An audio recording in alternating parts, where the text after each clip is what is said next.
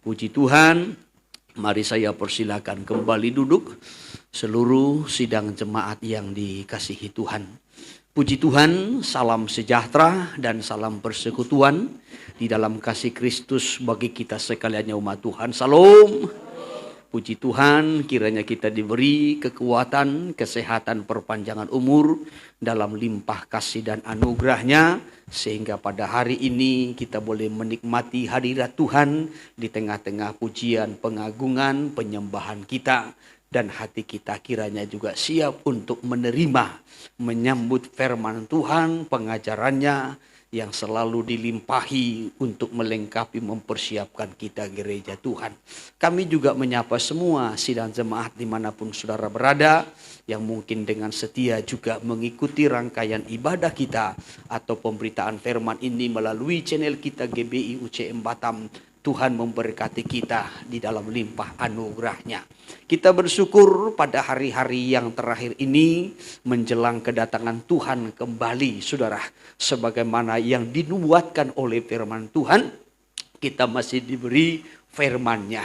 Supaya kiranya melalui kekuatan kuasa firman ini, kita betul-betul dipersiapkan sehingga tidak gagal masuk dalam rencana Tuhan. Kita sudah melihat seri firman Tuhan dalam beberapa minggu ini, berbicara tentang kedatangan Tuhan ini tidak terlepas dari pemisahan.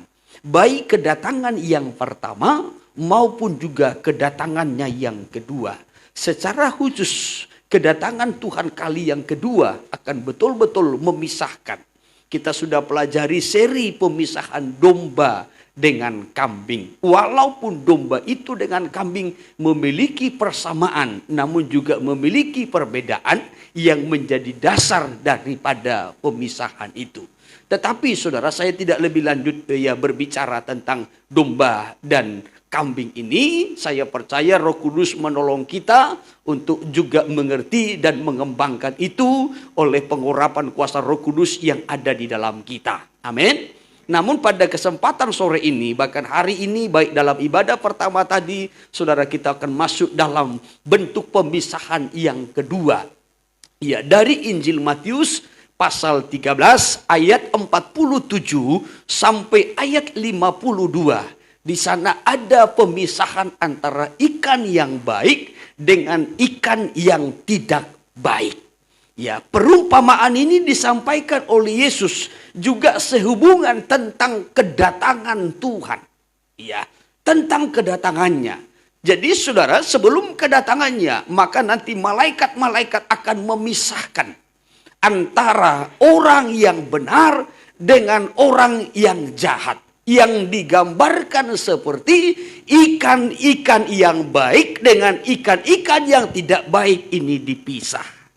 Mari sebentar kita perhatikan dulu nats firman Tuhan dari ayat 47 sampai ayat 50 saja kita lihat dulu. Demikian firman Tuhan. Iya. Demikian pula hal kerajaan sorga itu seumpama pukat yang dilabuhkan di laut, lalu mengumpulkan berbagai-bagai jenis ikan. Iya, terus. Setelah penuh, pukat itu pun diseret orang ke pantai, lalu duduklah mereka dan mengumpulkan ikan yang baik ke dalam pasu, dan ikan yang tidak baik mereka buang. Iya, terus. Demikianlah juga pada akhir zaman, Ya. malaikat-malaikat akan datang memisahkan orang jahat dari orang benar, Ya. lalu mencampakkan orang jahat ke dalam dapur api. Ya. Di sanalah akan terdapat ratapan dan keretakan Iya, gigi. puji Tuhan, saudara. Nah, jadi kalau kita melihat di sini, ini pemisahan. Iya, ayatnya yang ke-49 itu dikatakan, demikianlah juga pada akhir zaman. Ya, ini akhir zaman. Kita sudah berada pada akhir zaman. Bahkan kita berada pada akhir dari akhir zaman.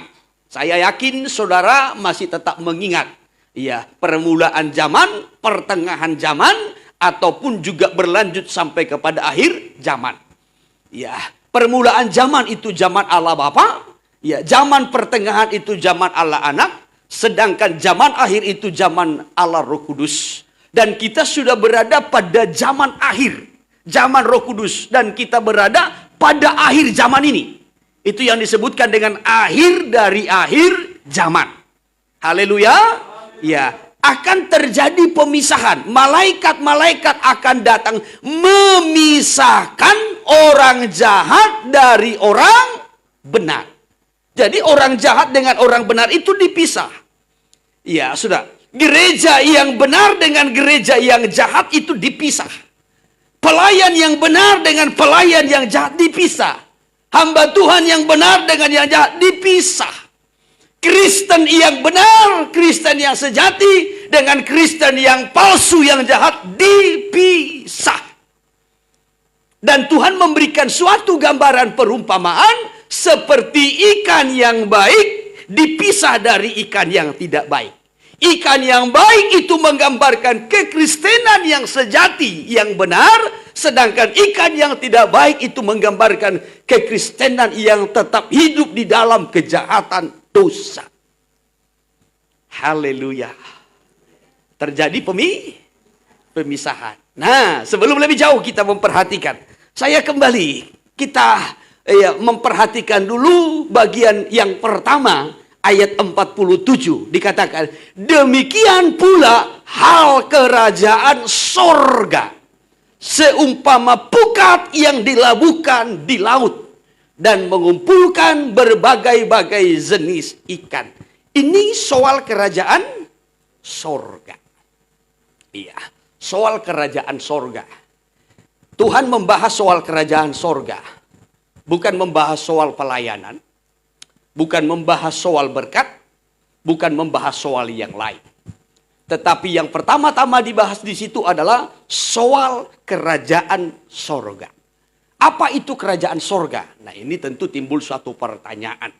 Kita harus paham dulu apa itu kerajaan sorga.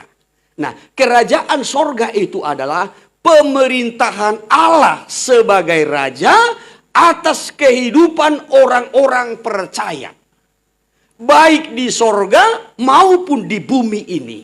Itulah yang disebut dengan kerajaan Allah ataupun kerajaan sorga. Sama, kerajaan Allah dengan kerajaan sorga itu sama.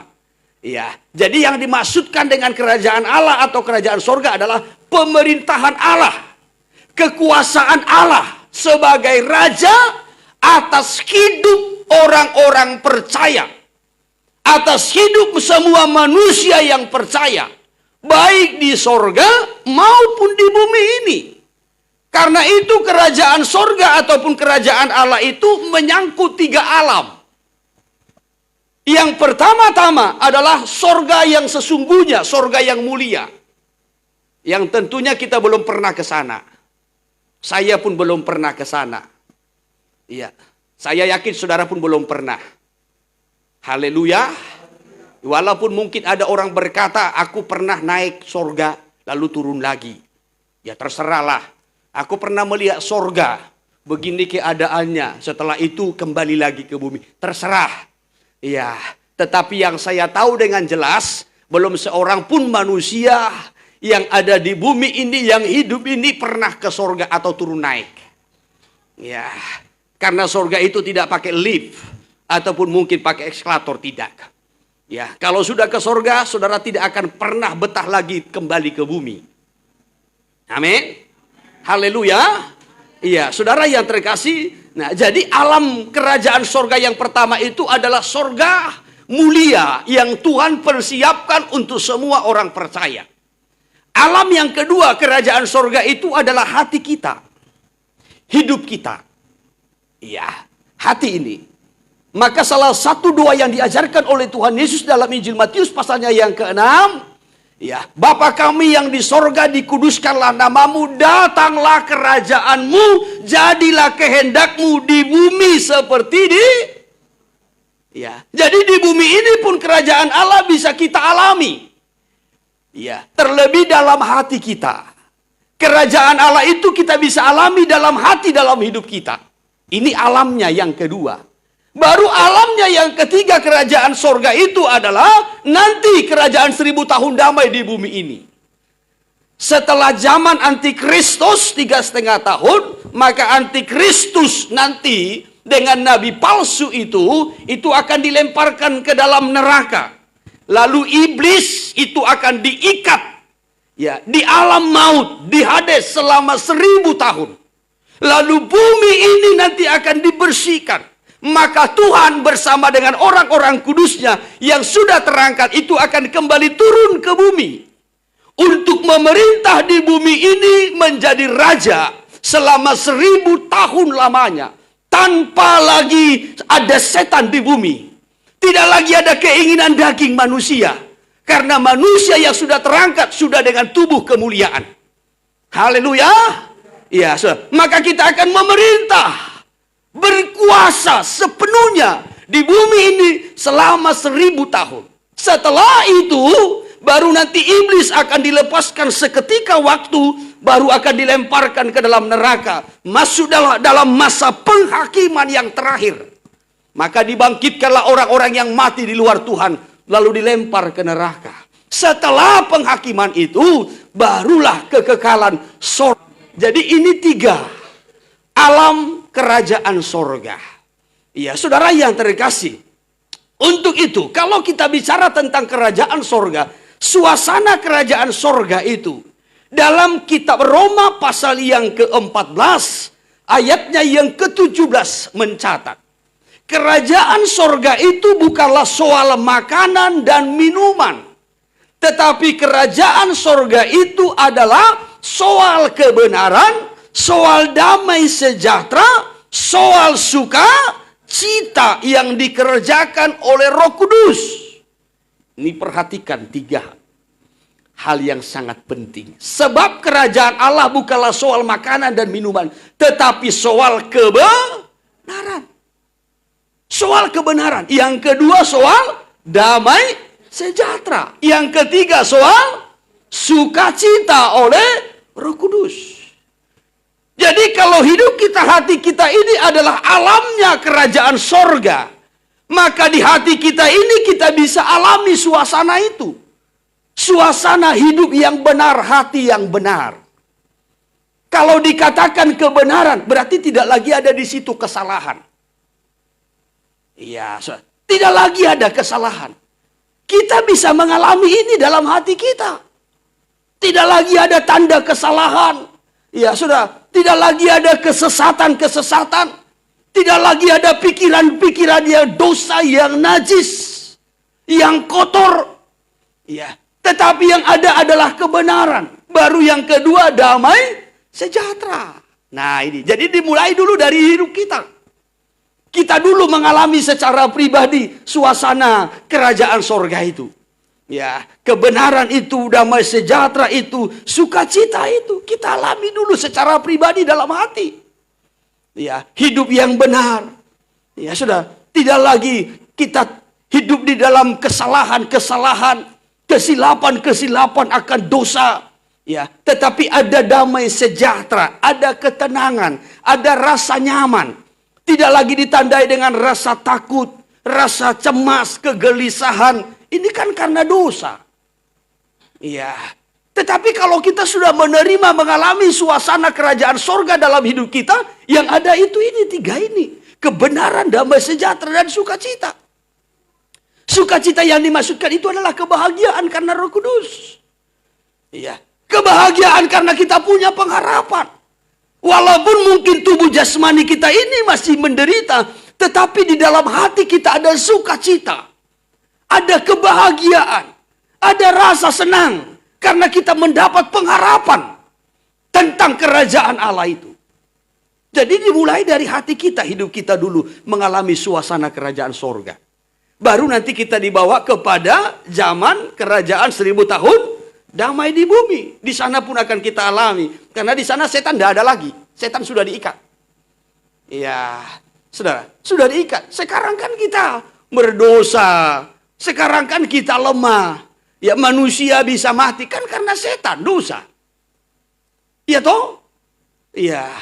Kita miskin kan karena setan, karena dosa. Ya. Kita sakit kan ya karena setan, karena dosa. Ya. Bahkan segala kesusahan-kesusahan yang kita alami, penderitaan kan karena dosa. Ya. Kita disakiti, kita dilukai kan karena setan. Orang melukai kita, menyakiti kita, menghina kita, mengejek kita. Kan karena setan. Setan pakai orang lain. Iya toh? Iya, sehingga itu kita alami. Tetapi nanti dalam kerajaan 1000 tahun damai itu tidak ada lagi. Karena setan sudah diikat. Iya. Dan kita memerintah sebagai raja bersama-sama dengan Kristus. Ya. Itu nanti bagian yang kedua. Jadi setelah kita alami sekarang, baru nanti dialami dalam kerajaan 1000 tahun damai. Setelah itu baru masuk kepada sorga yang kekal, sorga yang mulia. Iya. Dan suasananya tetap ini. Kebenaran, damai sejahtera, dan sukacita. Ya, ini suasananya. Ya. Bahkan yang kedua, suasananya itu adalah suasana kita dipenuhi, diliputi dengan kuasa. Otoritas untuk selalu berkemenangan.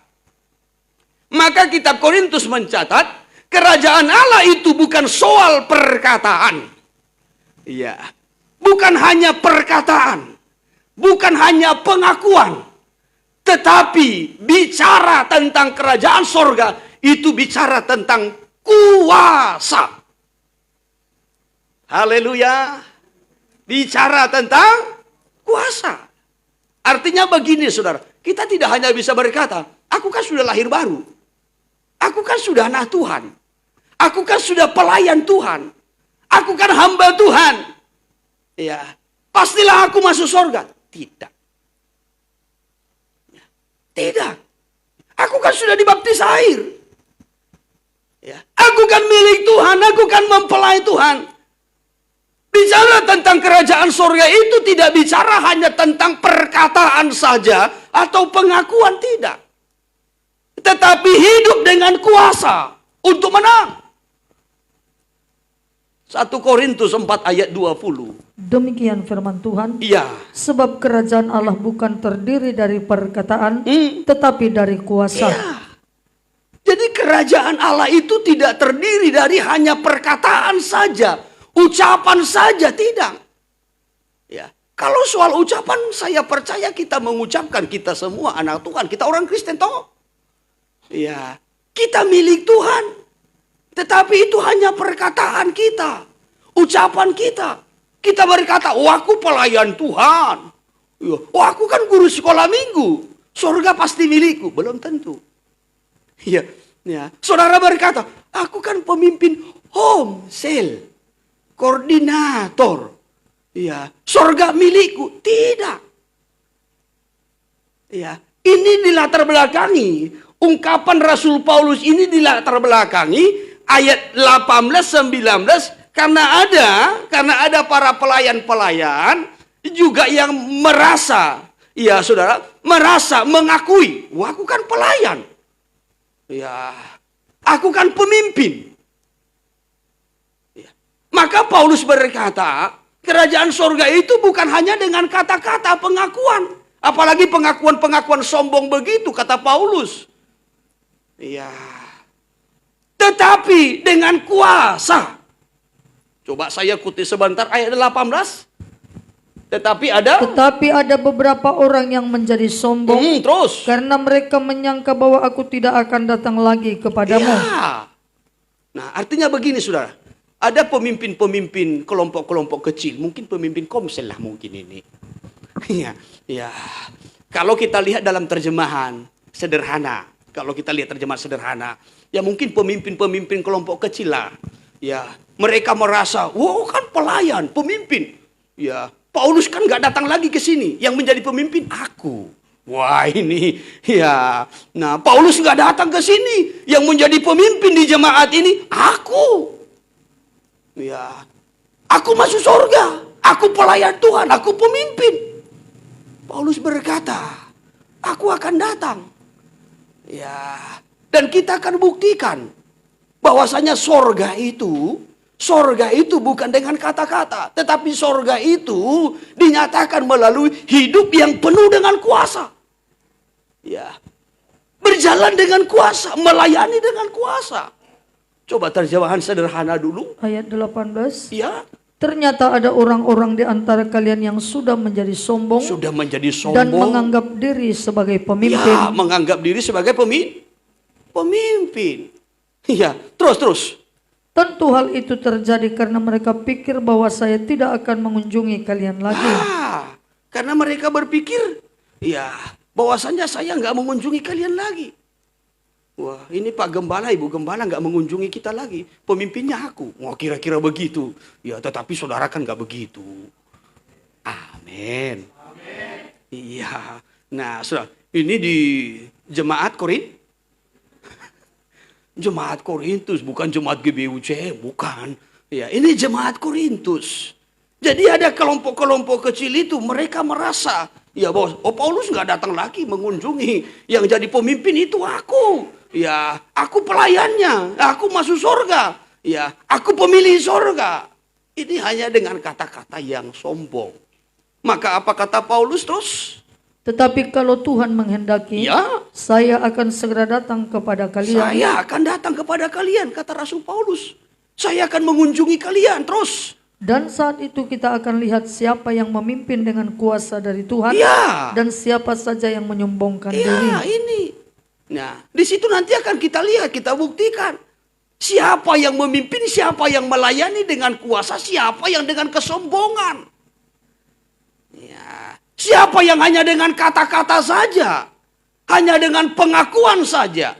Karena itu terus disimpulkanlah ayat 20. Karena pekerjaan kerajaan Allah bukanlah soal perkataan manusia saja. Tetapi soal kuasa yang diberikan oleh Allah. Jadi kerajaan Allah itu bukan soal perkataan, ucapan, pengakuan. Kita mengaku sebagai anak-anak Tuhan, sebagai orang Kristen, sebagai pelayan Tuhan, sebagai hamba Tuhan, sebagai pemimpin, tidak. Ya. Tetapi kerajaan Allah itu ditandai dengan kuasa. Kuasa inilah yang memampukan kita, menolong kita untuk selalu hidup berkemenangan.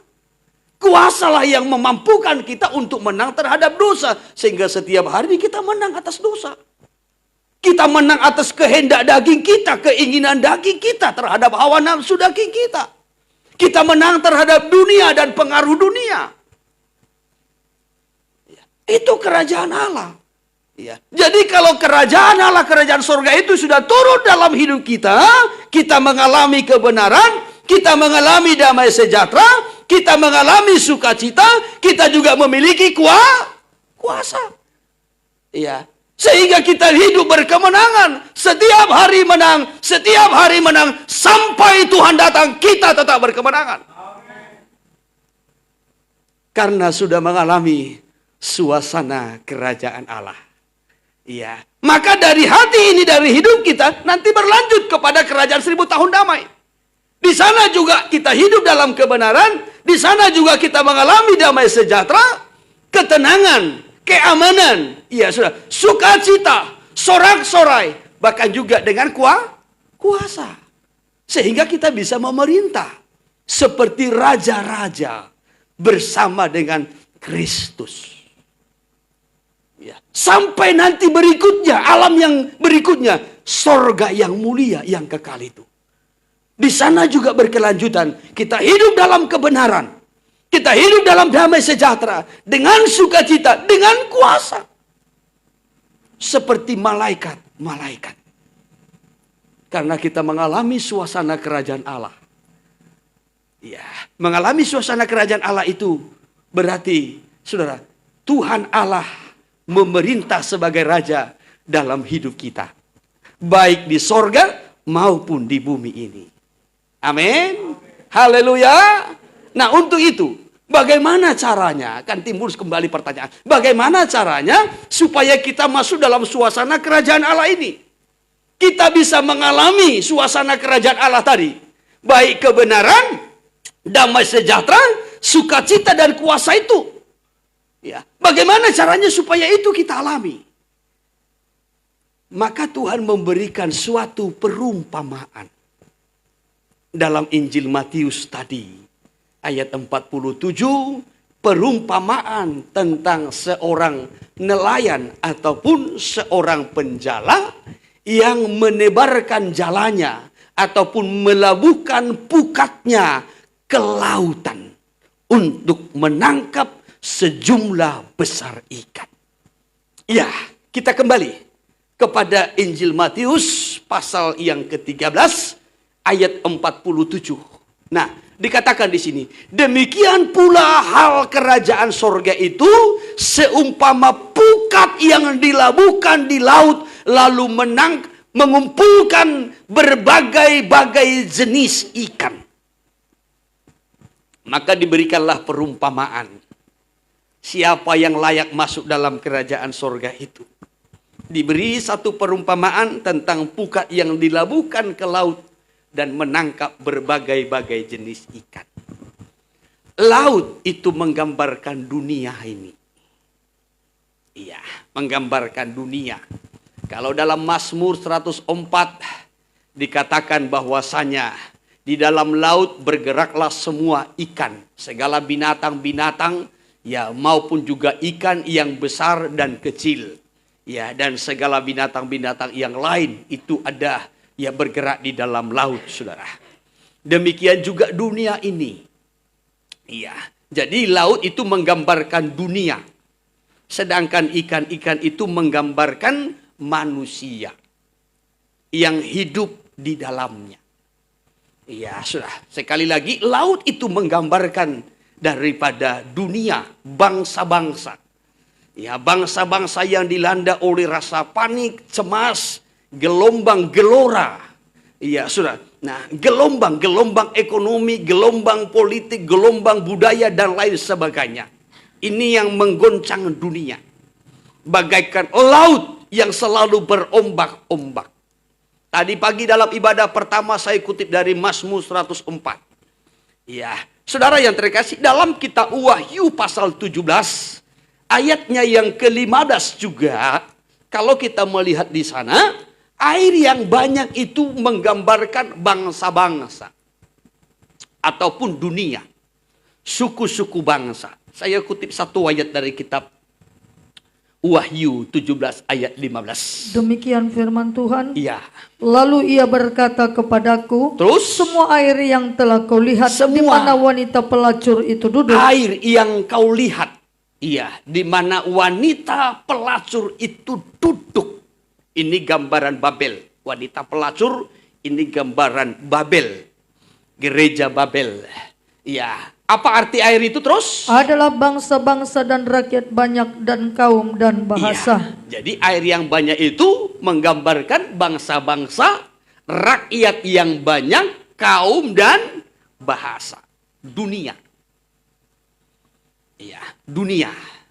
Jadi kalau dikatakan binatang yang muncul dari dalam laut, Antikristus, itu menggambarkan bahwasanya si Dajjal, ya, ataupun Antikristus, saudara, yang akan muncul dari tengah-tengah dunia atau lautan manusia. Ya, akan muncul seorang pemimpin yang sepenuhnya dikuasai oleh setan ataupun iblis. Itulah Antikristus. Jadi lautan itu menggambarkan dunia. Bangsa-bangsa, rakyat yang banyak, suku, kaum, dan bahasa. Sedangkan manusia itu digambarkan seperti ikan. Ya, ikan. Ada ikan yang besar, ada ikan yang kecil. Ada ikan yang baik, ada ikan yang tidak baik. Ya, ada orang yang kaya, ada orang yang miskin. Ada orang yang tua, ada yang muda. Laki-laki, perempuan. Ya, dan seterusnya. Kitab Habakuk. Habakuk 1 ayatnya yang ke-14. Ya, Habakuk 1 ayat 14. Demikian. Engkau menjadikan manusia itu seperti ikan di laut. Engkau menjadikan manusia itu seperti ikan di laut. Jadi Tuhan menjadikan manusia itu seperti ikan. Ikan di laut.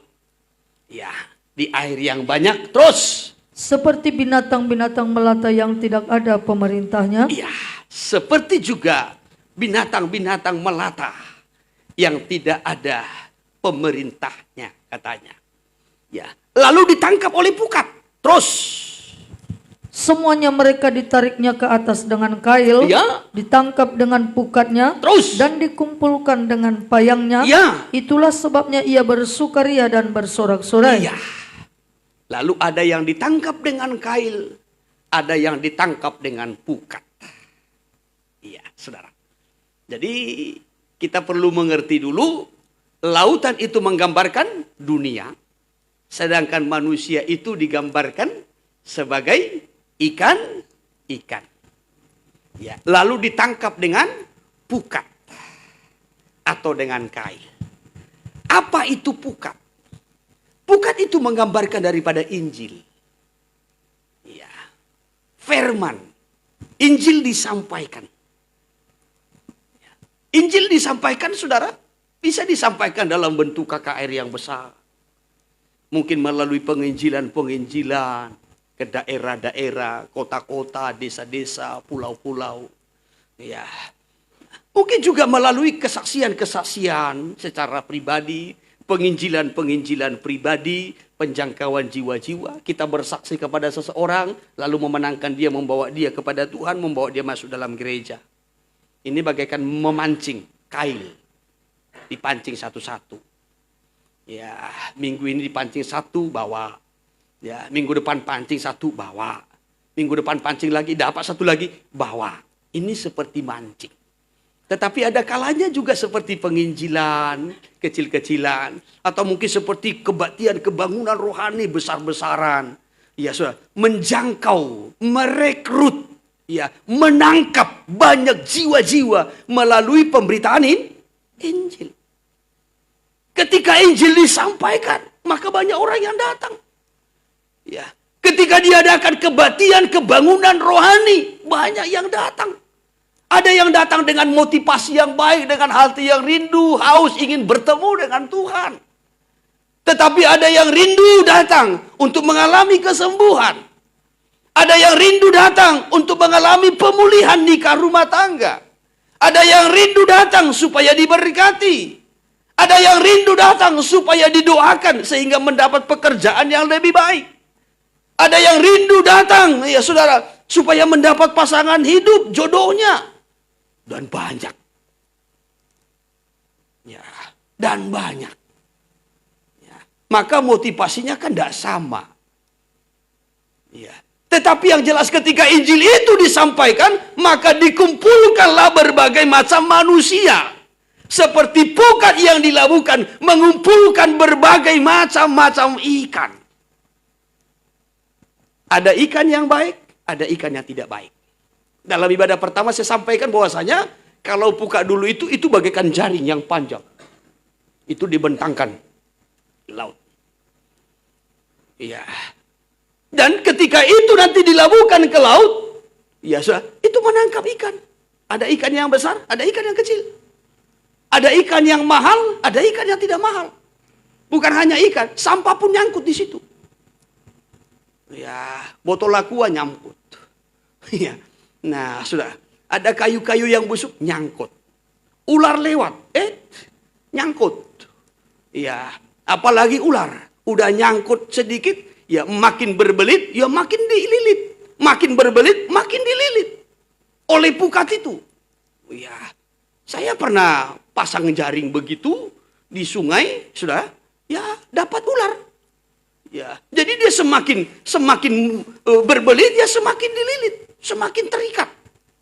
Ya, ular. Ya, jadi ada ikan, ada ular, ada sampah. Ada bangkai, ada lumut, ada rumput. Numpuk dalam pukat. Ya, dalam pukat. Maka ketika Injil itu disampaikan, diadakan kebaktian, kebangunan rohani. Ya, ini mengumpulkan berbagai macam manusia. Ada manusia yang baik, dimulai hatinya, hati yang lembut, hati yang tulus, hati yang rindu, haus bertemu dengan Tuhan, rindu dipulihkan, diperbaiki. Tetapi ada juga yang motivasi-motivasi yang baik. Ada juga seperti ular. Ya, jadi jangan heran kalau ada orang masuk gereja, tetapi hidupnya seperti ular. Ya, tidak usah heran. Ya, sudah. Nah, mungkin juga seperti sampah. Wadah. Ya. Ini pukat ini, ya, pukat ini mengumpulkan, membawa masuk ke dalam perahu, masuk dalam gereja. Setelah itu nanti, ini kan belum masa penyortiran. Nanti diseretlah ke pantai untuk disortir. Iya, sudah. Nah, ikan yang baik masuk ke dalam pasu untuk mengalami suasana kerajaan sorga. Tetapi ikan yang tidak baik, sampah dan lain sebagainya, ini dibuang. Dicampakkan. Ya. Untuk mengalami ratap tangis dan kertak gigi. Ya, itu tadi ayat 50 kan? Ya, saudara yang terkasih. Jadi dipisah. Terjadi pemisahan. Nah, sekarang kita masih berbicara tentang pukat ini. Bagaimana pukat ini mengumpulkan. Ya, pemberitaan Injil itu mengumpulkan. Ya, kita pun berkumpul hari ini karena Injil toh. Karena firman kan? Iya, sudah. Karena firman. Kita berkumpul, kita dikumpulkan karena firman. Saudara, kita ini berkumpulkan bukan karena ya, selesai nyanyi-nyanyi kita makan, bukan kan? Ya. Ya datang ya, nanti selesai kita nyanyi-nyanyi, ya, kita makan. Bukan. Ya. Tetapi intinya, ya, perjamuan kita hari ini adalah perjamuan makan firman. Nah, inilah yang mengumpulkan kita. Kita berkumpul karena firman ini. Untuk mempersiapkan kita menerima firman, nah itu tadi puji-pujian itu. Iya, kita digairahkan dulu, dipersiapkan dulu, masuk dalam hadirat dulu, kita persiapkan dulu hati kita ini untuk siap menerima firman Tuhan. Melalui pujian pengagungan tadi. Intinya kan ini, firman ini. Karena firman inilah yang dapat mengubah kita. Sebab kalau kita gagal mendengarkan firman Tuhan, kita gagal mengerti firman, udah selesai ibadah kita, tidak ada artinya. Tidak ada artinya. Ya. Saya dan saudara tidak bisa diubah dengan puji-pujian tadi. Magira mauro, tiok manadiho, unang mago tupalmi. Walaupun kita gini-gini, ini kan gak mengubah.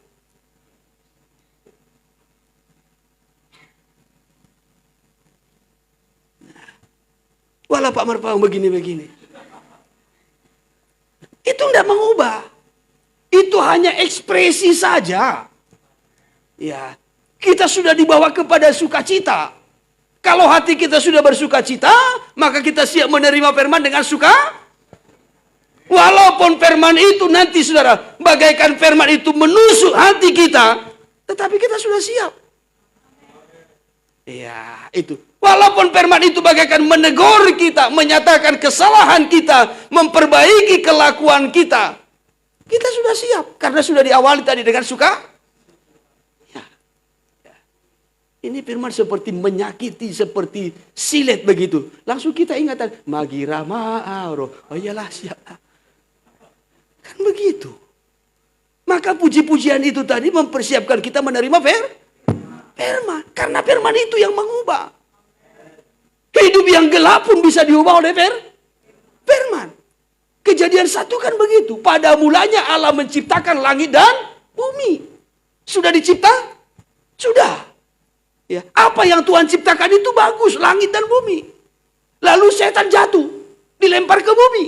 Maka ayat 2. Bumi hilang bentuk. Dan gelap gulita menutupi. Ya. Kenapa? Karena kerajaan kegelapan itulah iblis setan sudah dilempar ke bumi. Sehingga bumi ini hilang bentuknya, hilang keindahannya. Yang ada kegelapan. Maka ketika bumi sudah gelap, berfirmanlah Tuhan. Itu ayat 3-nya. Berfirmanlah Tuhan, jadilah terang, maka terang itu jadi. Ya. Jadi hidup yang gelap, suasana yang gelap, ketika diciptakan oleh firman menjadi indah. Iya. Ada yang sudah mulai gelap? Ada yang sudah mulai gelap? Ya. Firman ini mampu menciptakannya menjadi terang. Haleluya. Hati yang gelap pun bisa diubah menjadi terang. Pikiran yang gelap pun sudah bisa diubah menjadi terang. Ya, manusia kan seringkali berkata, sudah gelap kulihat. Pikiranku sudah gelap. Ya. Jangan gelap pikiranmu. Sadar, sadar, sadar. Yang bisa menyadarkannya hanya firman. Ya. Kalau enggak sadar-sadar. Ya. Jadi firman itu yang mampu mengubahnya. Jadi seperti saya katakan tadi, itu puji-pujian kita di awal itu hanya mempersiapkan saja. Supaya kita betul-betul siap untuk menerima firman Tuhan. Haleluya. Ya. Dikumpulkan. Pukat itu menunjukkan kepada Injil yang diberitakan. Ya. Untuk menjangkau, memenangkan, mengumpulkan manusia. Sama seperti ibadah ini, sama seperti ibadah-ibadah kebaktian, kebangunan rohani yang diadakan saudara. Untuk merekrut jiwa-jiwa.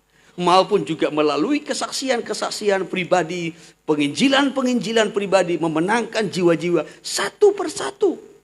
Itu bagaikan pukat. Ya, bagaikan pukat. Nah, kembali kepada Matius pasal yang ke-13 tadi, ayat 47. Saya minta sekali lagi dibacakan. Demikian. Ya. Demikian pula hal kerajaan surga itu seumpama pukat yang dilabuhkan di laut, Ya. lalu mengumpulkan perhatikan. berbagai-bagai jenis ikan. Mengumpulkan berbagai-bagai ke dalam pukat yang sama. Di sini masih sama. Belum dipisah. Ya. Maka manusia itu juga di dunia ini bersama. Kita hidup di dunia ini bersama. Cari makan bersama di dunia ini. Hidup bersama, bergaul, bersosial bersama di dunia ini. Setelah itu Injil disampaikan, kita direkrut. Dikumpulkan kembali bersama. Masuk dalam gereja. Tetapi masuk dalam gereja, masuk dalam pukat, mengumpulkan berbagai-bagai jenis ikan. Ini kan belum tentu semua ikan yang baik. Maka yang masuk ke dalam gereja, saudara, tidak tentu semua itu orang baik. Orang benar, belum. Maka saya selalu berkata, jangan menganggap orang yang sudah masuk ke gereja itu, hidupnya sudah seperti malaikat. Tidak. Ya, tidak.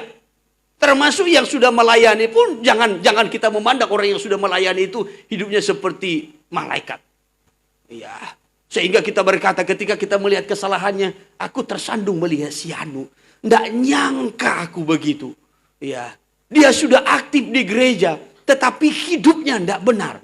Ya, menyakiti hatiku. Ya, kata-katanya seperti setajam silet. Saudara, ya, yang masuk ke dalam gereja itu ada ikan yang baik, ada ikan yang tidak baik. Ya, ada bangkai, ada ular. Ya, ada sampah, ada lumut. Ini bagaikan pukat yang mengumpulkan tadi. Jadi jangan pernah menilai orang yang masuk gereja sudah rohani semua seperti malaikat. Tidak. Berbeda-beda. Ya, memang ada yang baik. Ya, ada yang hidupnya sudah langsung mengalami keubahan. Ya, tetapi ada yang belum.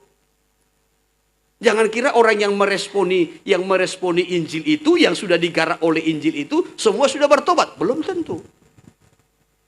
Ya, ini kemarin dimenangkan melalui KKR. Sekarang sudah aktif dalam gereja. Sudah aktif masuk ibadah. Kan belum tentu bertobat.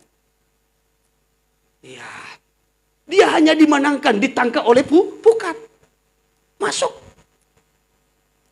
Ya, tetapi belum tentu hidupnya bertobat, berubah.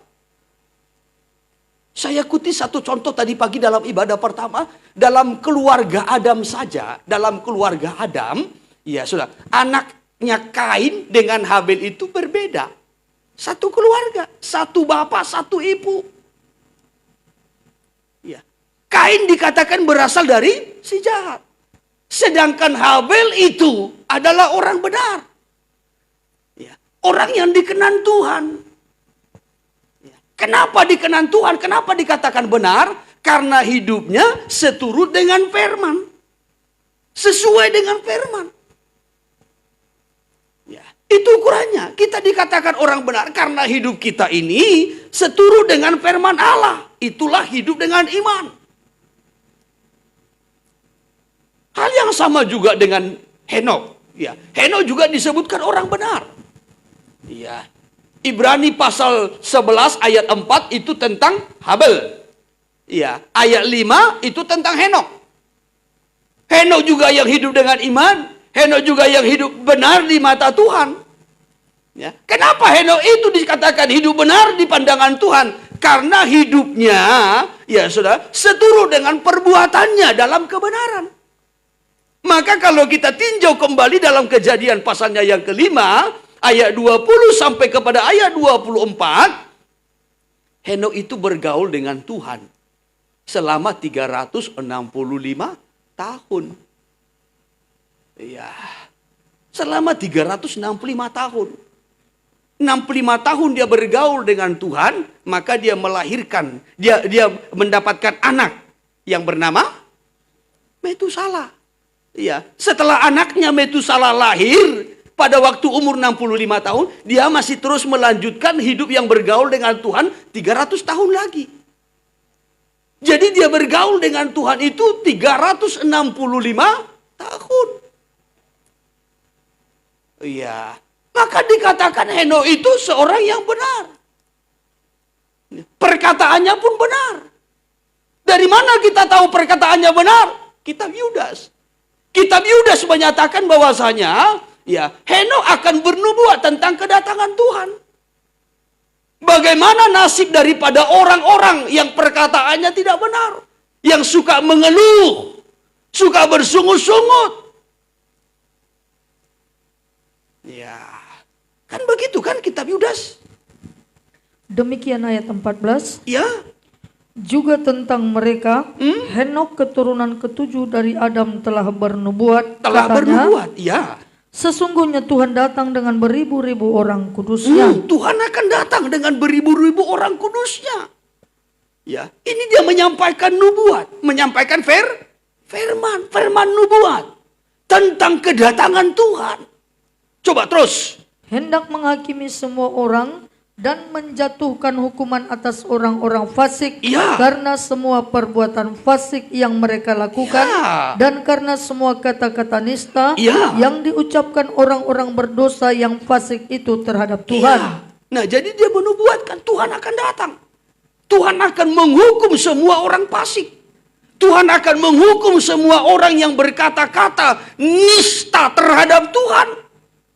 Ini dia nubuatkan. Coba terus. Mereka itu orang-orang yang menggerutu Ya. dan mengeluh tentang Nah, nasibnya. yang akan dihukum Tuhan itu kata Henok dalam nubuatnya adalah orang-orang yang menggerutu dan mengeluh tentang nasibnya. Hidup menuruti hawa nafsunya, tetapi mulut mereka mengeluarkan perkataan-perkataan yang bukan-bukan dan mereka menjilat untuk mendapatkan keuntungan. Iya. Jadi dari sini kita bisa melihat zaman Henok itu orang sudah mengutuki Tuhan, menista, menghujat, bersungut-sungut, mengeluh tentang nasibnya. Beda dengan dia. Dia orang benar. Ya, dia orang benar. Ya. Sebagai bukti dia orang benar, dia bergaul dengan Allah. Sebagai bukti dia orang benar, perkataannya adalah perkataan yang benar. Dia tidak mengeluh tentang nasibnya. Maka janganlah mengeluh. Nang pesongono nasita. Kan? Haleluya. Ya bersyukurlah. Ya. Beritakan Injil, sampaikan Injil, Tuhan akan segera datang. Ya, persiapkan diri. Ya. Ini yang disampaikan oleh Henok. Maka Henok itu terangkat hidup-hidup. Dan ini juga yang akan dialami oleh gereja Tuhan. Pada waktu kedatangan Tuhan kembali, yang masih tetap setia akan terangkat hidup-hidup. Ya. Jadi saudara yang terkasih, sama tadi seperti keluarga Adam, dalam keluarga Adam itu dua anak yang berbeda antara Kain dengan Habel. Ya. Habel orang yang benar dalam pandangan Tuhan. Kenapa diberikan penilaian Habil itu orang benar? Karena hidupnya seturut dengan firman Tuhan. Perbuatannya seturut dengan firman Tuhan. Ya, demikian juga dengan Henok ini dikatakan orang benar karena Henok itu juga hidupnya seturut dengan firman Tuhan. Bergaul dengan Tuhan, menjaga perkataannya. Ya. Hal yang sama juga gereja Tuhan dikatakan adalah gereja yang benar. Setelah gereja Tuhan mengalami proses penyucian itu.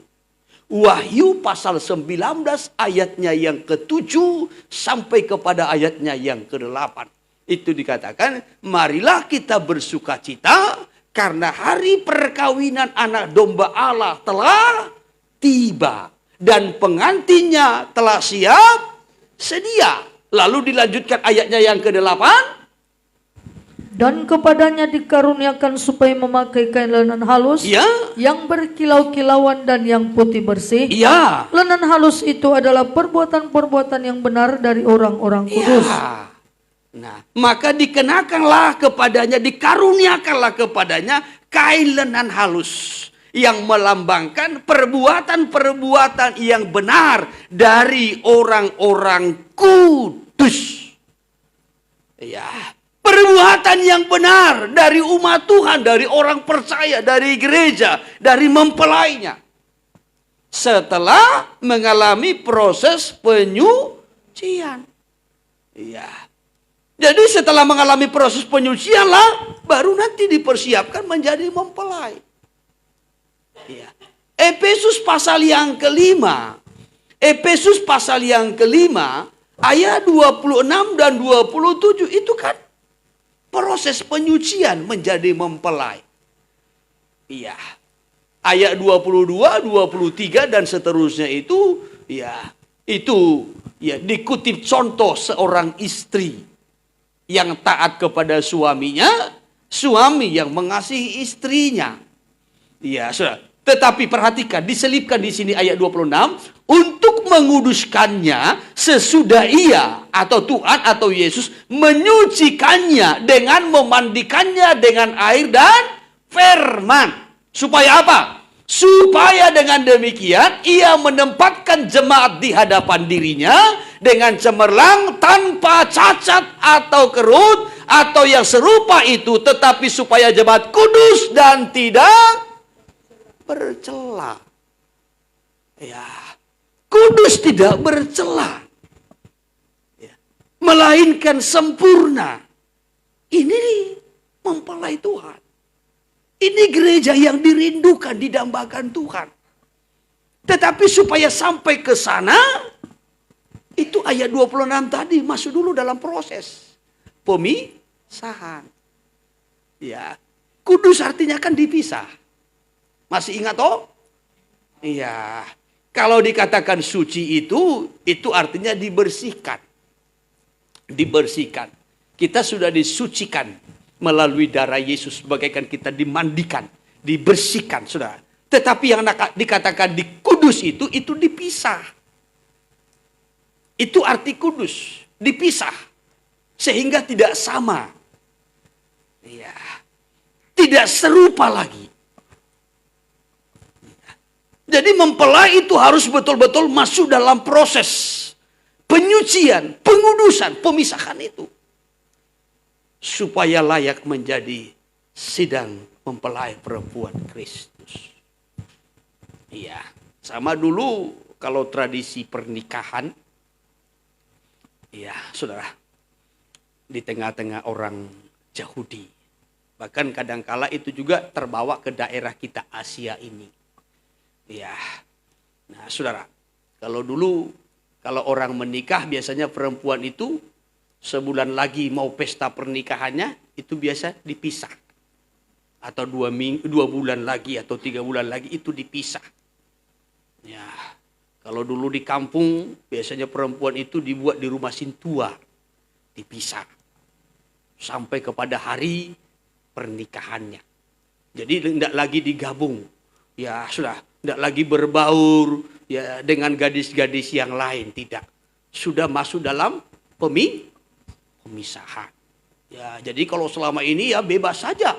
Ya bergaul ya dengan wanita-wanita yang lain. Ya saudara, ya pergi ke sungai bersama, ya pergi ke gunung, ke ladang bersama, kemana-mana bersama dengan wanita-wanita gadis-gadis yang lain. Tetapi ketika sudah mau dekat kepada hari pernikahannya, masuk dalam pemisahan. Gereja pun begitu. Ya, selama ini kita nyatu dengan dunia ini, bergaul bersama di dunia ini, sudah. Ya, sehingga kadang-kala tidak tahu mana bedanya. Ya, mana orang benar, mana orang jahat, tidak tahu. Mana Kristen sejati, mana Kristen yang palsu, tidak tahu. Tetapi menjelang kedatangan Tuhan, kita masuk dalam proses penyucian, pengudusan, maka dipisah. Ya, dipisah. Sama seperti ikan itu tadi, setelah masuk ke dalam pukat, maka nelayan itu, penjala itu, dia akan seret ke tepi pantai dengan hati-hati. Ya. Maka di tepi pantai, di sanalah terjadi pemisahan. Kembali kepada ayat yang ke-48, Matius 13. Demikian firman Tuhan. Ya. Setelah penuh, Ya. pukat itu pun diseret orang ke pantai. Ya. Lalu duduklah mereka dan mengumpulkan ikan yang baik ke dalam pasu, Ya. dan ikan yang tidak baik mereka buang. Ya. Jadi diseret, dibawa ke pantai. Dengan hati-hati supaya jangan sampai ya nanti pukatnya, jalannya atau jaringnya itu koyak. Ya, saya sangat mengerti tentang jala ataupun pukat ini, saudara. Ya, karena saya waktu kecil saja sampai remaja itu sudah terbiasa. Ya, karena rumah kami dulu itu dekat dengan sungai. Ya, jadi kalau soal mancing, tangkap ikan itu agak, ya saudara, punya skill. Ya, baik juga menjala, menjaring, ya itu punya skill. Ya, kadangkala di bawah batu itu ada banyak itu ikan baung itu bisa ditangkap tanpa pakai alat. Ya, saudara yang terkasih, ya, jadi saya betul-betul mengerti, memahami, ya bagaimana cara menangkap ikan ini. Ya, akan tetapi sama seperti pukat ini, kalau sudah dia pukat ini penuh dengan ikan, berbagai ikan, maka ini akan diseret dengan pelan-pelan ke tepi pantai. Sama seperti orang kalau menjala. Ketika dia jala, bentangkan jalanya, iya sudah, lalu mulai dia tarik pelan-pelan. Ketika dia tarik pelan-pelan, nanti dia akan tahu ada ikan di dalam atau tidak. Karena ikan itu akan mulai ya menabrak daripada jalanya itu. Mulai.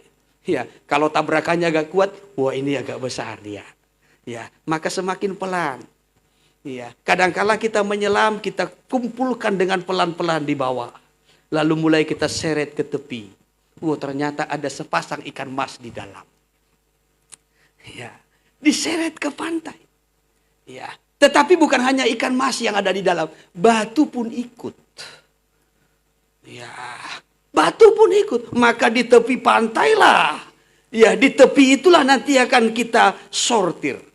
Mana yang kita ambil yang berguna, mana yang tidak. Ya. Jadi kalau sudah masuk ke dalam pukat, masuk dalam gereja, maka masuklah dalam proses penyortiran. Ayat 48 dikatakan, setelah penuh pukat itu pun diseret orang ke pantai, lalu duduklah mereka. Duduk. Duduk ini proses. Mulai penyortiran, pemisahan. Dipisahkanlah. Kitab Maleaki pasal 3, kembali saya kutip sebentar. Maleaki pasal 3 ayatnya yang kedua. Ayat 2. Demikian, Ya. siapakah yang dapat tahan akan hari kedatangannya? Hari kedatangan Tuhan. Ya. Dan siapakah yang dapat tetap berdiri apabila ia menampakkan diri? Siapa yang akan tetap berdiri kalau Tuhan menampakkan diri, menyatakan dirinya? Ya. Ini hanya orang-orang yang tahan uji tentunya. Coba terus. Sebab ia seperti api tukang pemurni logam. Terus. Dan seperti sabun tukang penatu. Seperti sabun tukang penatu. Ya. Jadi sabun itu akan memisahkan. Ya, memisahkan kotoran. Sehingga menjadi bersih. Saudara sering pakai sabun? Amin. Ya, jadi sabun itu memisahkan. Memisahkan. Iya. Kalau di peralatan, di piring yang kotor, ada minyak, nanti saudara pakai sabun, itu akan memisahkan. Ya, maka piring yang bersih akan saudara taruh di rak piring. Kotoran itu akan dibuang. Ya, bahkan lebih lagi. Ayat 3, ia akan duduk perhatikan. seperti orang yang memurnikan dan mentahirkan perak. Ia akan duduk seperti nelayan yang duduk tadi untuk memisahkan ikan yang baik dengan ikan yang tidak baik. Jadi kata duduk ini bicara tentang pemisahan. Proses pemisahan. Iya. Ia akan duduk seperti orang yang memurnikan dan mentahirkan perak. Dan ia mentahirkan orang Lewi, menyucikan mereka seperti emas dan seperti perak, supaya mereka menjadi orang-orang yang mempersembahkan korban yang benar kepada Tuhan. Jadi duduk masuk dalam proses pembersihan dari segala kotoran. Emas itu tadi dibersihkan dari segala kotorannya. Dipisah. Perak itu dibersihkan dari segala kotoran. Dipisah. Ya, jadi emas dengan perak tidak bercampur dengan kotoran. Tetapi dipisah. Orang benar dengan orang jahat itu dipisah. Tidak lagi dicampur. Masuk dalam proses. Haleluya. Haleluya. Ya, sehingga mereka nanti akan mempersembahkan, menjadi orang-orang yang mempersembahkan korban yang benar kepada Tuhan. Dipisah. Ya, melalui proses penyucian ini. Ya. Dan kalau kita sudah menjadi orang-orang yang disucikan bagaikan emas dan perak yang sudah disucikan, sehingga kita dapat mempersembahkan korban yang benar. Ibadah yang benar, pelayanan yang benar, hidup yang benar. Sehingga Tuhan berkenan atas hidup kita, Tuhan berkenan atas persembahan kita. Dipisah. Ya, coba terus dulu ayat selanjutnya. Ayat 4. Ya. Maka persembahan Yehuda dan Yerusalem akan menyenangkan hati Tuhan. Ya. Seperti pada hari-hari dahulu kala dan seperti tahun-tahun yang sudah-sudah. Ya. Nah, jadi setelah dikumpulkan, maka digiringlah pelan-pelan dengan hati-hati masuk dalam proses penyucian ataupun pengudusan itu. Ya. Jadi jemaat kalau sudah masuk dalam gereja, siap-siaplah untuk digiring dengan perlahan-lahan masuk dalam proses pengudusan. Amin. Melalui apa? Melalui firman. Melalui pengajaran. Ya. Saudara, melalui pengajaran. Ya. Jadi ketika kita bertekun nanti dalam pengajaran itu, di situ kita akan dibawa ke dalam pengudusan. Penyucian itu. Karena firmanlah yang dapat memisahkan kita dari segala yang kotor. Ibrani pasal 4 ayat 12 mencatat firman Tuhan itu hidup, besar dan kuat, bagaikan pedang bermata dua. Ia dapat memisahkan. Ya. Jadi yang dipakai untuk memisahkan itu adalah pedang firman. Ayat 12. Sebab firman Allah hidup dan kuat, Ya. dan lebih tajam daripada pedang bermata dua manapun. Ya. Ia menusuk amat dalam, Terus. sampai memisahkan jiwa dan roh, Ya. sendi-sendi dan sumsum. Ya. Ia sanggup membedakan pertimbangan dan pikiran hati kita. Iya, maka dipisahkanlah. Melalui apa? Pedang firman. Ya. Jadi pedang firman inilah yang akan memisahkan. Maka ketika kita bertekun di dalam pengajaran firman itu yang akan memisahkan kita. Ya. Oleh sebab itu kalau kita tidak bertekun dalam pengajaran firman, maka kita nanti akan menjadi Kristen yang biasa-biasa yang tidak berubah. Dari waktu ke waktu, dari tahun ke tahun kita tetap dengan tabiat kita yang lama. Ya, dengan sikap kita yang lama, dengan konsep kita yang lama, dengan dosa-dosa kita yang lama, dengan cara hidup kita yang lama. Kita tidak mengalami keubahan. Sedangkan kita mendengarkan firman pun, kalau kita tidak menerima firman itu dengan segala kerendahan hati, hidup kita tidak diubah. Iya. Maka sekali lagi saudara, yang dapat mengubah kita, membaharui kita dari kekristenan yang jahat, yang syarat dengan dosa, menjadi Kristen yang benar, Kristen yang sejati, hanya dengan firman. Itu yang dapat memisahkan. Ya. Saudara tidak akan bisa berubah, walaupun saudara selalu dekat dengan saya. Bahkan walaupun saudara mendampingi saya siang dan malam, tidak akan pernah bisa berubah. Ya. Tetapi yang bisa mengubah kita, mengubah saya, mengubah saudara, itu hanya firman Tuhan.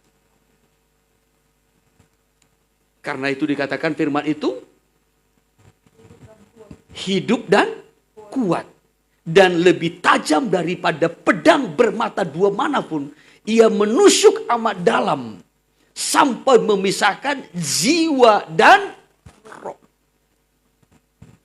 Jiwa itu di sini, pikiran. Roh itu di sini, hati kita.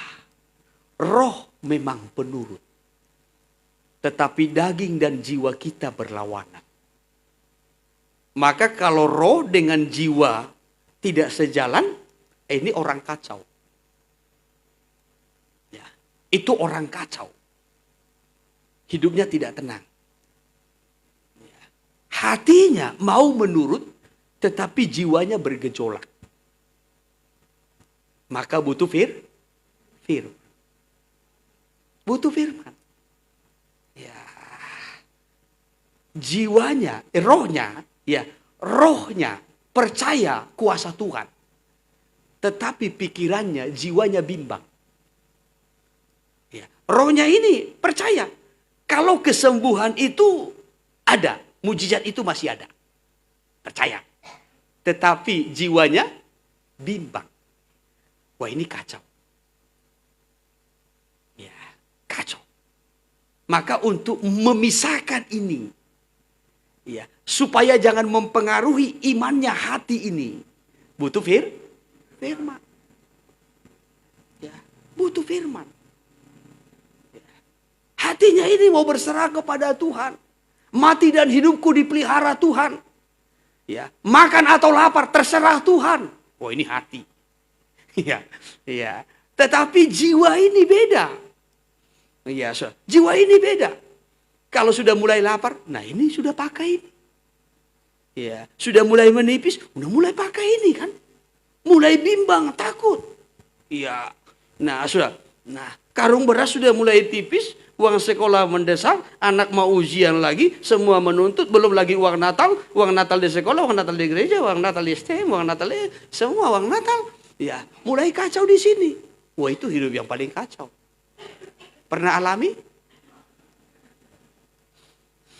Terimalah firman yang akan memisahkan.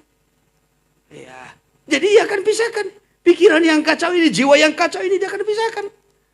Ya, sehingga kita bisa mengikuti suara hati, ya, yang diteguhkan, yang dikuatkan oleh suara roh. Ya. Suara hati yang bersaksi, yang ditolong dikuatkan oleh suara roh. Sehingga kita bisa percaya dengan janji Tuhan. Kan yang seringkali bikin kacau kan ini. Roh kita ingin menyembah. Haleluya, haleluya. Ini dikacau. Ya, ayo Pak Mati honakan kompormu katanya. Nah, mulai kacau. Ini sudah menyembah. Mulut masih menyembah. Haleluya, Engkau baik Tuhan. Terpujilah Engkau Raja kami. Ayo Pak Mati kompormu. Nah, ini mulai kacau ini. Haleluya, haleluya. Aku bereng macam tok kita he. Ya. Ay jono do ulah tulugang do. Contoh saja. Jangan lihat langsung Ibu Ances. Ya, ini kacau. Maka butuh firman. Firman itu memisahkan antara roh dan jiwa. Kalau ini dipadu roh dan jiwa ini seringkali bertentangan. Roh dengan daging bertentangan. Ya, roh rela menderita, daging kan tidak. Ya, jiwa tidak setuju. Ya, ini pertentangannya. Maka butuh firman untuk memisahkannya. Supaya kita bisa mengikuti suara roh Allah yang berbicara di dalam hati kita. Yang menolong hati kita. Ini. Ya. Jadi pemisahan itu melalui firman. Maka duduklah mereka memisahkan antara ikan yang baik dengan ikan yang tidak baik. Apa yang dipakai untuk menyortir, untuk memisahkan? Firman. Maka ikan yang baik masuk ke dalam pasu. Ya. Masuk ke dalam kemuliaan Tuhan. Masuk dalam rencana Tuhan. Suasana kerajaan sorga. Di mana di situ ada kebenaran, ada damai sejahtera, ada sukacita, ada kuasa untuk berkemenangan. Tetapi ikan yang tidak baik kemana dibuat? Ayatnya yang ke-30, Matius 13 ayat 30. Ayatnya yang ke-50, ayat 50. Lalu mencampakkan orang jahat ke dalam dapur api. Ya. Di sanalah akan terdapat ratapan dan keretakan gigi. Lalu ikan yang tidak baik dicampakkan. Yang menggambarkan orang-orang yang jahat. Jadi tidak hanya sekedar dimasukkan. Dimasukkanlah mereka ke neraka, tidak. Tetapi dicampakkan. Ya. Jadi tidak dimasukkan dengan baik. Ya, ya. Inilah neraka, lalu dimasukkan dengan baik. Di sini kau duduk ya. Ya, di sini tempatmu ya. Ya, diletakkan di sini di neraka ini tidak, tetapi dicampakkan. Ya. Bukan hanya sekedar dimasukkan, campakkan. Kalau dicampakkan ini kan kehidupan yang tidak berguna, tidak berarti. Ya, saudara kalau buang sampah. Ya. Saudara tidak ambil sampahnya, lalu saudara katakan, sampah di sini letakmu ya. Biasanya sampah itu dicampakkan. Kenapa? Tidak guna lagi. Demikian kehidupan orang-orang Kristen yang tetap hidup dalam kejahatan dosa. Kepalsuan, kemunafikan. Ya, ini akan dipisah dari Kristen yang sejati. Lalu hidup manusia yang jahat. Hidup manusia yang fasik, yang penuh dengan kemunafikan, ini akan dicampakkan. Apa yang memisah tadi? Firman. Maka sikap kita terhadap firman Tuhan, ini sangat menentukan. Hidup kita diubah. Ya, sekali lagi, sikap kita terhadap firman Tuhan, ini akan menentukan hidup kita diubah. Dalam Kisah Rasul pasal 17 dikatakan, orang-orang Yahudi di Berea itu hatinya lebih baik dari orang-orang Yahudi di Tesalonika. Sama-sama orang Yahudi, sama-sama umat Tuhan, sama-sama orang Kristen, sama-sama jemaat. Tetapi di mana letak perbedaannya? Sikapnya terhadap firman. Bagaimana sikap orang-orang Yahudi di Berea ini? Ayat 11. Orang-orang Yahudi di kota itu lebih baik hatinya daripada orang-orang Yahudi di Tesalonika. Ya. Karena mereka menerima firman itu dengan segala kerelaan hati. Terus. Dan setiap hari mereka menyelidiki kitab suci. Ya. Untuk mengetahui apakah semuanya itu benar demikian. Ya. Saudara yang terkasih, kalau kita melihat di sini ada 4 hal yang menjadi kelebihan daripada orang-orang Yahudi di Berea ini. Yang pertama-tama dikatakan di sini, orang-orang Yahudi di kota itu, di kota Berea ya, kalau saudara lihat itu perikopnya, lebih baik hatinya daripada orang-orang Yahudi di Tesalonika. Kenapa? Yang pertama, Karena mereka menerima firman itu dengan segala kerelaan hati. Menerima firman. Kalau menerima firman tentu karena percaya. Iya. Kita menerima firman itu karena kita percaya firman itu. Iya. Kalau dikatakan oleh kuasa bilur-bilurnya engkau menjadi sembuh. Saudara percaya firman itu? Ketika saudara percaya firman itu, maka firman itu saudara terima. Amin. Jadilah padaku. Dia yang kaya dijadikan miskin. Supaya oleh kemiskinannya kita menjadi kaya. Wah, aku percaya firman itu. Aku terima firman itu. Jadi ketika kita menerima firman itu tandanya kita percaya. Jadi orang-orang Berea itu menerima firman itu. Karena mereka percaya. Lalu yang kedua dikatakan, ya, dengan segala kerelaan hati. Kerelaan hati. Menerima firman dengan rela. Arti rela di situ dengan rela hati artinya saudara mau melakukan. Jadi tidak hanya mempercayai firman Tuhan itu, tetapi mau melakukan dengan kerelaan. Ya. Kalau tidak mau melakukan, dia tidak akan terima dengan rela. Ya. Tetapi dengan terpaksa, dengan persungutan, dengan perbantahan, dengan kritik. Iya, sudah. Nah, bahkan masih dengan banyak hal, dengan dalih-dalih. Tetapi dia terima firman itu untuk dilakukan. Seringkali orang kan tidak rela menerima firman itu. Iya. Tetapi pakai dalih, alasan-alasan. Sehingga nanti dia mengutip ayat-ayat yang lain untuk membela dirinya. Supaya jangan melakukan firman itu. Ya, beda dengan orang-orang di Berea ini. Mereka menerima firman itu dengan rela hati. Mereka mau melakukannya dengan tulus. Baru yang ketiga. Yang ketiga, dan setiap hari mereka menyelidiki kitab suci untuk mengetahui apakah semuanya itu benar demikian. Mereka menyelidik kitab suci. Artinya ada rasa ingin tahu. Ya, rasa ingin tahu. Ingin tahu terhadap firman. Ya, rasa ingin tahu. Ya, ini sikap yang mereka miliki. Maka orang yang memiliki sikap ingin tahu ketika dia dengar firman itu, dia dengar dengan serius. Lalu dia catat. Baru nanti dia ulang lagi di rumah. Dia selidik lagi. Dia cari lagi kebenarannya. Ya sudah, ya dia mulai gali lagi. Nah, itu orang yang menyelidik firman. Ya, jadi ada keinginan tahunya. Bicara tentang kedatangan Tuhan. Bagaimananya sesungguhnya memang tentang kedatangan Tuhan ini. Iya. Jadi ketika ada khotbah tentang kedatangan Tuhan, dia serius, dia catat. Lalu nanti dia gali lagi bagaimana tentang kedatangan Tuhan. Jadi ada rasa ingin tahunya. Ya, bahasa kerennya kepo. Ingin tahu. Tetapi ingin tahu tentang firman. Jangan ingin tahu tentang masalah orang. Ya, ingin tahu tentang nikah orang. Ingin tahu tentang dapur orang. Ingin tahu tentang dompet orang. Ya. Nah, saudara, kalau tentang orang lain kepo. Ya, jadi kayak mana dia? Ya.